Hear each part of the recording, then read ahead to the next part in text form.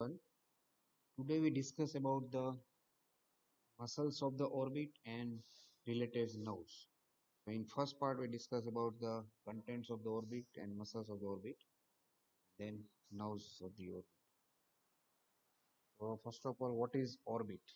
You already have seen the demonstration of the orbital cavity, and you can understand the different parts of the bony orbit, wall of the orbit. Okay. So we discuss about the starting from the bony orbit, superficial aspect of its fascia, periosteum, muscles of the eyeball, called as extraocular muscles. So bony orbit, they are the pair of pyramidal shape cavity located on either side of the root of the nose and provide sockets for the rotatory movements of the eyeball. Each orbit is a four-sided pyramid. When we see from the lateral side, it looks like a base is on the forward aspect, anterior aspect, and apex is on the posterior aspect. It is a four-sided pyramid seen on the one side. So apex is directed behind at the optic canal. This is optic canal. Here through which the apex of the bony orbit can passes. And base lies on the front aspect that from the represent the orbital margin. Now this one is the bony orbit, pyramidal shaped cavity present on the side of the root of the nose. Now medial wall of the bony orbit are present 2.5 centimeter apart, parallel to each other, while lateral walls of the bony orbit lies right angle to each other, and long axis of the bony orbit that is called as the orbital axis that passes backward and medial. This is the axis of the eyeball that is called as a visual axis. Now there is an angle is formed between the orbital axis and visual axis that is called as a visual angle. It is about 15 to 20 degrees. So this is about the superficial aspect of the location of the bony orbit. This diagram showing the contents of the orbit. These are the main most important content, that is the eyeball, then extraocular muscles, then bulbar fascia that we discuss next, then nerves of the eyeball, ophthalmic vessels, lacrimal gland, and also the orbital fat. This is the orbital fat. So all these structures lie within the orbital periosteum that lines the bony walls of the orbit. Now discuss about the periorbita, or we can say orbital fascia. It is the periosteum of the bony orbit which line the bony boundaries of the orbit. From the funnel-shaped fascial sheath that enclose the orbital contents. It is loosely attached to the bones that therefore it can be easily stripped off from particularly from the roof and medial wall of the orbit. And at the optic canal,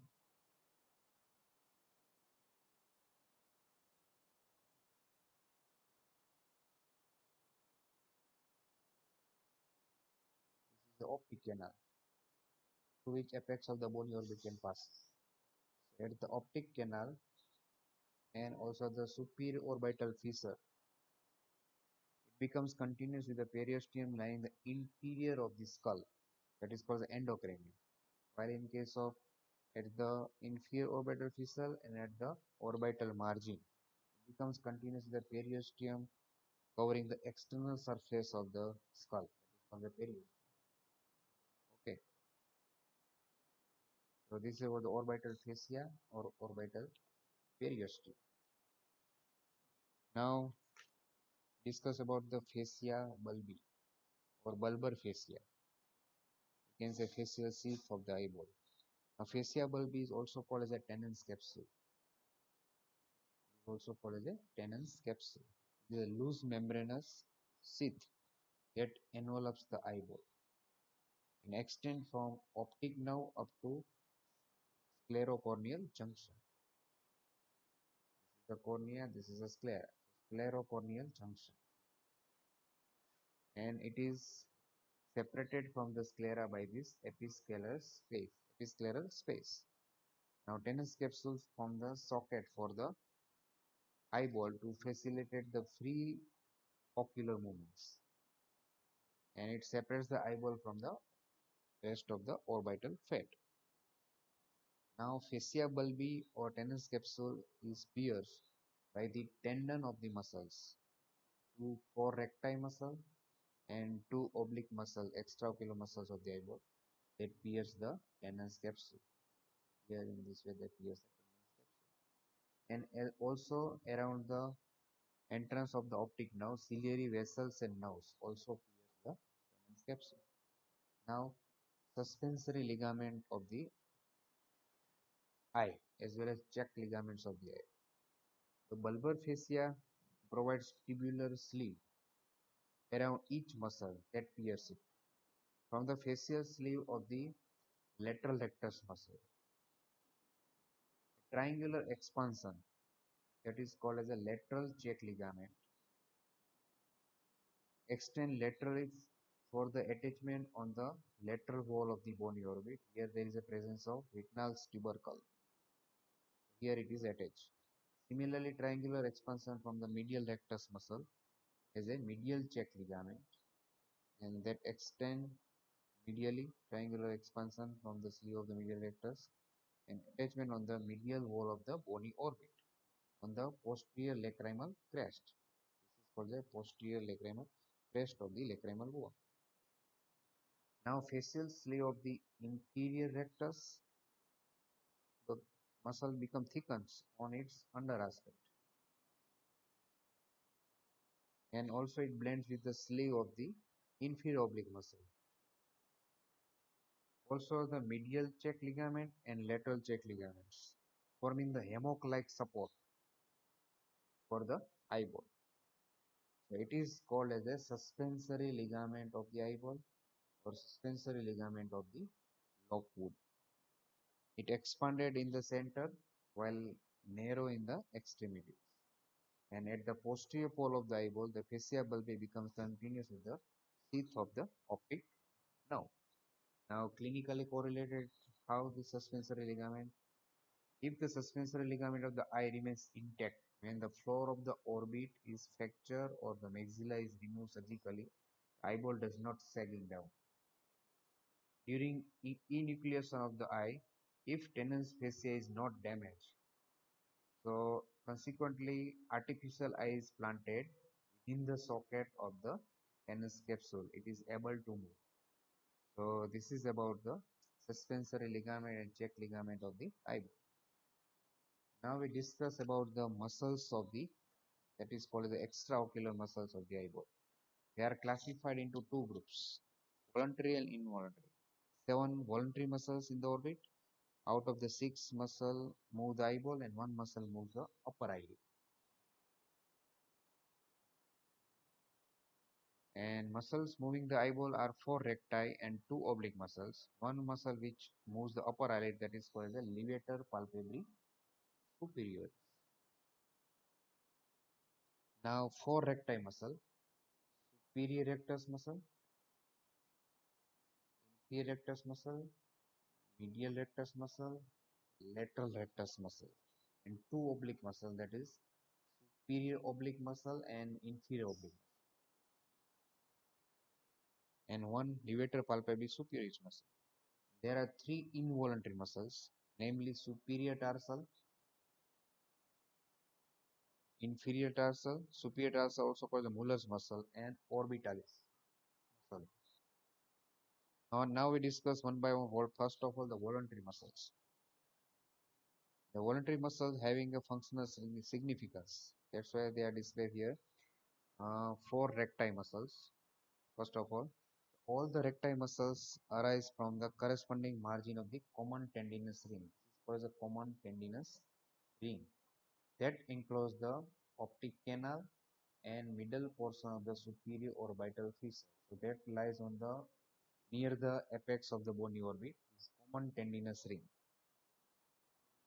Right, so all the four recti muscle arise from the margin of the common tendinous ring, and lateral rectus muscle having extra origin that arise also from the sphenoid bone, that is via two heads.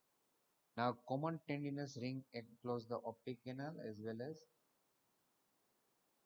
middle portion of the superior orbital fissure. It is attached medially at the apex of the orbit and laterally to the small tubercle called as a tubercle of G on the lower border of the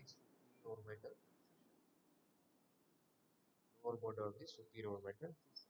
Now, insertion of the four recti muscles. All the recti are inserted into the this is the superior orbital. Origin of the four recti muscles. Superior rectus muscle, medial rectus, inferior rectus, and lateral rectus that arise from the common tendinous ring. Right. Now, insertion of the recti, they are inserted into the sclera, slightly posterior to the limbus, also called the corneoscleral junction, in front of the equator of the eyeball. So, average distance from the limbus, medial rectus about 5 millimeter, inferior rectus about 6 millimeter, lateral rectus about 7 millimeter, and superior rectus about 8 millimeter from the limbus. These four recti muscle are inserted on the sclera. Now, oblique muscles, there are two in number, superior oblique and inferior oblique.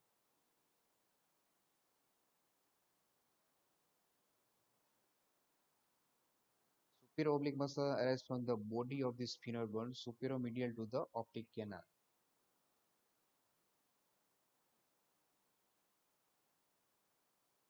This is the superior orbital fissure. It arises from the bony body of sphenoid bone. Right. This one is the body of sphenoid. So from here, origin of the superior oblique muscle, superior to medial to the optic canal. This one is the optic canal. So superior medial this portion. From here, there is origin of the superior oblique muscle. Now insertion into the sclera behind the equator.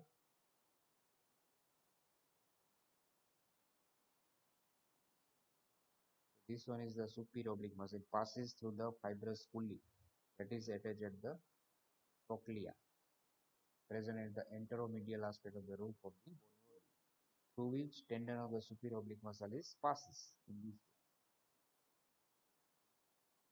So these are the insertion of the recti muscle into the sclera behind the equator of the eyeball, just posterior to the limbus, sclerocorneal junction.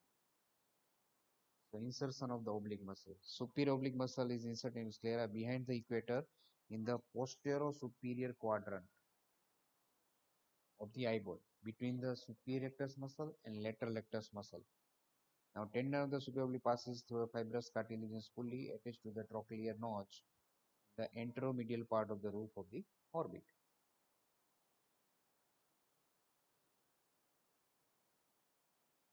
Now inferior oblique muscle, it arises from the rough impression on the inferomedial angle of the floor of the orbit. So this one is inferior oblique muscle. Here near the anteromedial portion of the floor of the bony orbit, there is a rough impression from where there is the origin of the inferior oblique, and it passes laterally in this way and inserted into the sclera behind the equator in the posterior superior quadrant of the eyeball, slightly below and posterior to the insertion of the superior oblique muscle. This one is the inferior oblique muscle. It is inserted into the posterior superior quadrant, slightly below and posterior to the superior rectus muscle. Sorry, superior oblique muscle of the eyeball. Now supply of the voluntary muscles. All the extraocular muscles that move the eyeball are supplied by the oculomotor. So this one is the upper division of the eyeball and lower division of the oculomotor. Upper division of the oculomotor nerve supply the superior rectus as well as lateral palpebrae superioris muscle, while lower division supply the medial rectus muscle, inferior rectus muscle, and also the inferior oblique muscle. These three muscles supplied by the lower division of the oculomotor nerve. Now two muscles remaining, that is lateral rectus muscle, that is supplied by the abduction, and another one is that is the superior oblique muscle, that is supplied by the trochlear, that is supplied the superior oblique muscle. Now action of the voluntary muscles of the eyeball. Two eyes faces forward along their long axis, called as a visual or optical axis. They lie in the sagittal plane, parallel with each other, with their medial wall of the bony orbit. Now lateral wall of the orbit slope backward and medially, making a right degree angle between the two lateral walls with each other. So the ocular muscles and optic nerve come from the apex of the orbit near the back of the medial wall and pass forward and laterally to be attached on the eyeball. So the action of the superior and inferior recti are therefore not straight because they passes forward and lateral. So despite of their name, the superior and inferior oblique muscles therefore they have to act in concert with the two recti muscles and to produce the direct upward and downward movements of the eyeball. Now axis of the movement of the eyeball. First is elevation and depression. So elevation and depression around the transverse axis passing through the equator.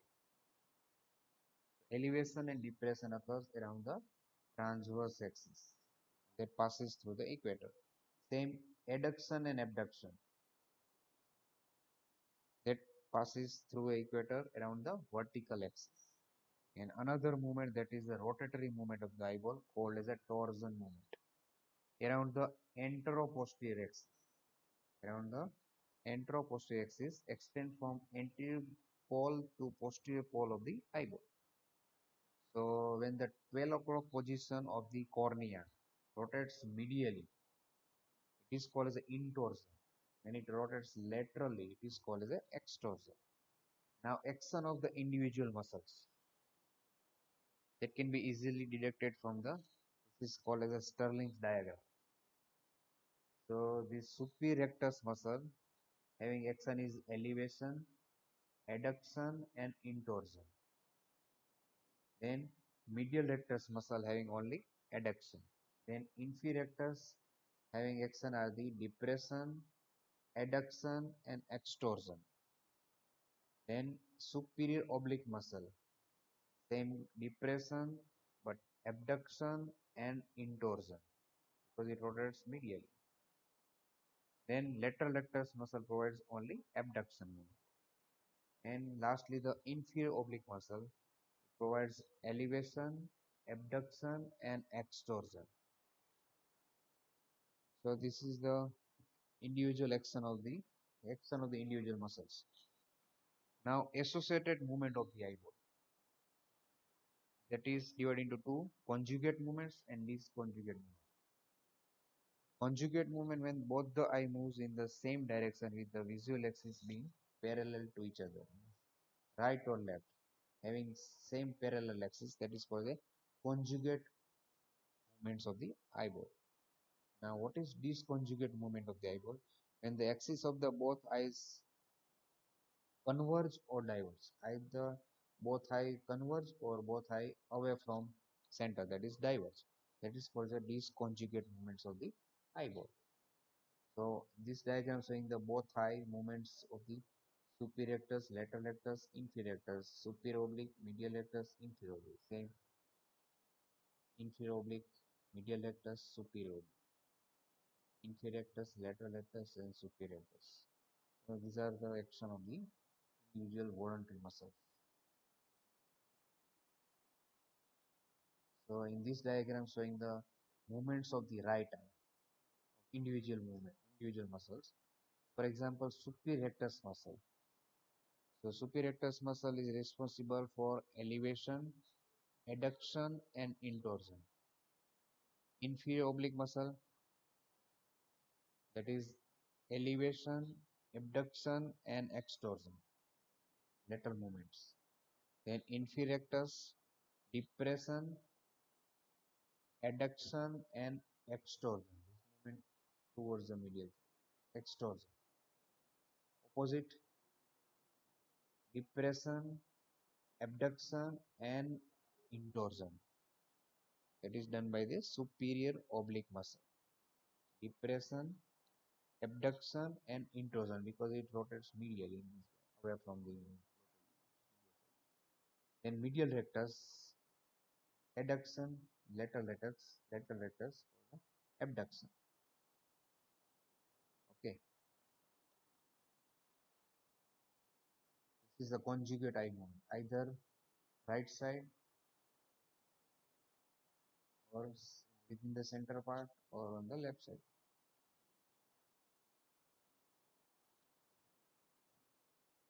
This is the disconjugate movement, either converge or diverge. Now squint. This is the normal eye. This is the strabismus or squint. There is a unilateral paralysis of the individual muscle due to involvement of the nerve, produces the squint or strabismus. That is called a deviation of the eye to the opposite side and may result in the double vision or diplopia. In case of diplopia, the light from the object is not focused on the identical area of the both retina. The real image falls on the macula of the unaffected eye, and the false image falls on the peripheral part of the retina on the paralyzed side. So example, if the lateral rectus is paralyzed, abduction nerve can be involved and there is a medial squint. If the medial rectus muscle is involved, oculomotor nerve can be damaged. So that causes the away from medial side, that is lateral squint. Now one voluntary muscle can be remain, that is the levator palpebrae superioris muscle. Now from the undersurface of the lesser wing of the sphenoid bone at the apex of the bony orbit.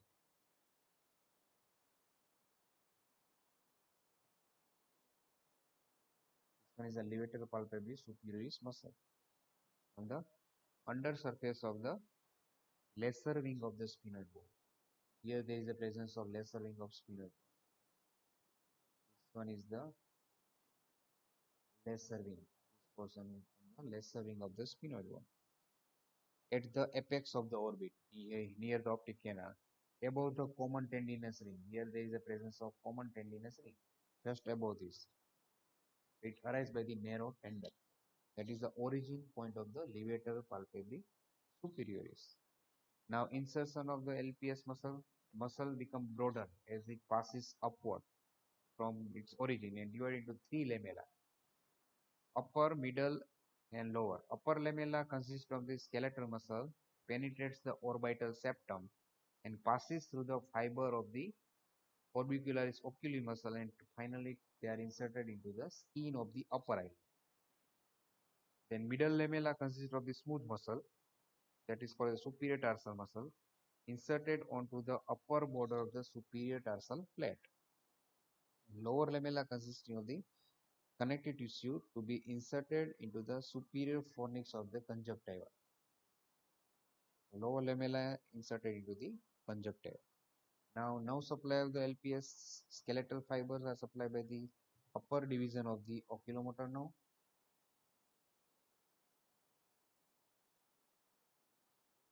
This one is the upper division, this one is the lower division of the oculomotor. And unstrip or smooth muscle part is supplied by the cervical sympathetic chain. Action of this muscle is elevation of the upper eyelid to open the eye. Now, clinically, paralysis of the LPS muscle causes the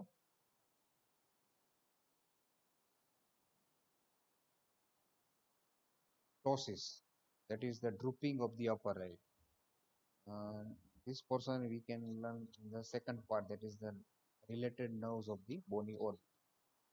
So hope you understand about the extraocular muscles of the eyeball properly. Thank you.